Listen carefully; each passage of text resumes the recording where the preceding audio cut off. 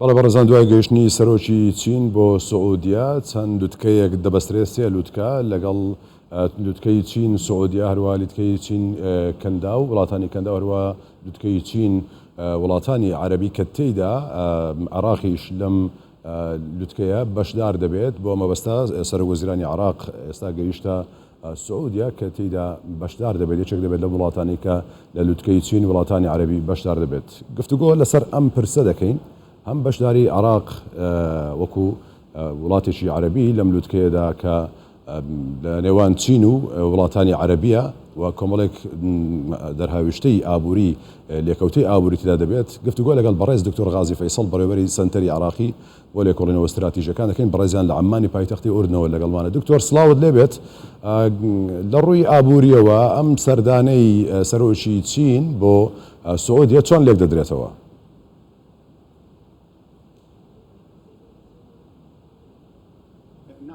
بەڵێ زۆر سڵاوتان لێبێ، سپاس بۆ ئێوە، سپاس بۆ کەناڵە بەڕێزەکەتان و بینەرە بەڕێزەکانتان. من لەو باوەڕەدام کە ئەو لوتکەیە لوتکەیەکی ئابووری زۆر گرنگە سەبارەت بە جیهانی عەرەبی و هەروەها بۆ وڵاتانی کەندا و بە شێوەیەکی تایبەت هەروەها زۆر گرنگە بۆ عێراق کە بە دوای تەواوکاری ئابووریدا دەگەڕێت لەگەڵ وڵاتانی دراوسێ وڵاتانی عەرەبی، بەڵام لە بنچینەدا ناکرێت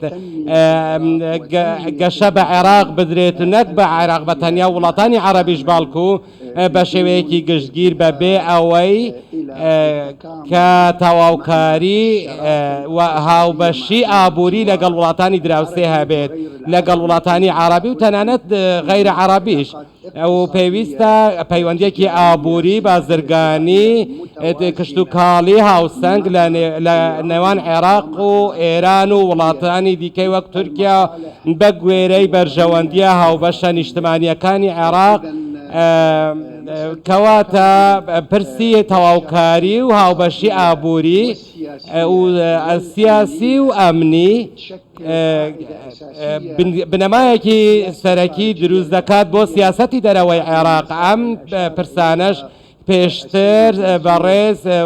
جەنابی وەزیری دەرەوە سەید فواد حوسێن ئاماژەی پێداوە و جەختی لەسەر کردوێتەوە. هەروەها سەرۆک وەزیرانیش شەوی ڕابردوو لە ڕۆژنامەی شەرق الئەوسەط گوتی باسی لێوە کرد ئەوەی ئەو جێگەی گرنگە بۆ ئێمە لەو بابەتە ئەوەیە کە پێویستە بە پێی بەرژەوەندیەکانمان لەو پرسە بڕوانین بە دوو ئاراستە، یەکێکیان گەشە پێدانی پەیوەندی نێودەوڵەتی و پێویستە لەوە شتێ بگەین کە دوو ئاراستەی ئابووری لە جیهان هەیە، یەکێکیان کە دەکەوێتە لای ئەمریکا و ئاراستەی دووەم بەلای چیندایە و پێویستە لە هەردوو ڕەهەندەوە ئێمە بەرژەوەندی خۆمان بپارێزین. خاڵی دووەم لە استراتیژیەتی چینی ئەوەیە ڕێگای کەمەربەندیە کە دەبێتە هۆی گەشەپێدانی ئابووری پەیوەندی ئابووری نێودەوڵەتی. بەڵێ باسی پەیوەندیە ئابووریەکان بە دوو خاڵ کرد. یەکێک لە خاڵەکانەوە بوو کە باسی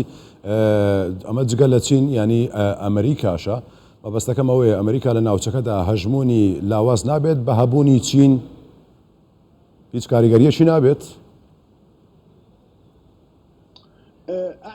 من لەو باوەڕەدام کە استراتیژیەتی ئەمریکا و استراتیژیەتێکی زۆر گرنگە لە بواری دەستەبەری ئاسایش و بەرژەوەندی هاوبەش بۆ کەنداوی عەرەبی و هەروەها ناوچەی ڕۆژهەڵاتی ناوەڕاست بەگشتی. استراتیژیەتی ئەمریکی زۆر گرنگە لەسەر ئاسایشی وزە و ئاستی وزەی جیهان و ئاستی ئاسایشی کەندا و ڕۆژهەڵاتی ناوەڕاست بەگشتی. هەروەها استراتیژیەتی نابێت کە وڵاتانی ڕۆژهەڵاتی ناوەڕاست دەستبەرداری چ لە ڕووی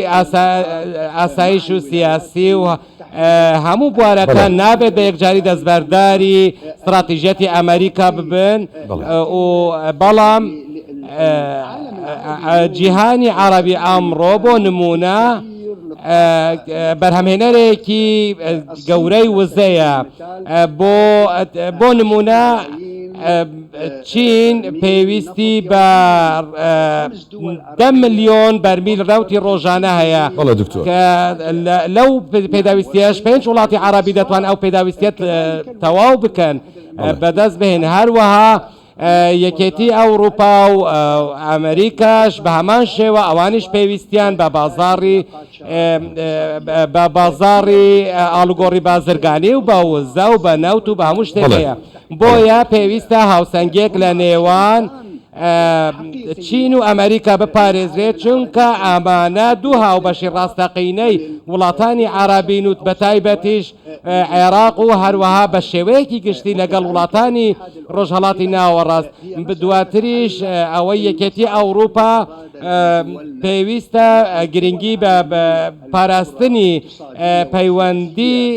استراتیژی لە نێوان وڵاتانی عربی و یەکێتی ئەوروپاش بدرێت هەروەها ئەمڕۆ ڕاستە کە پەیوەندیەکی هاوبەشی استراتیژی لەگەڵ چین هەیە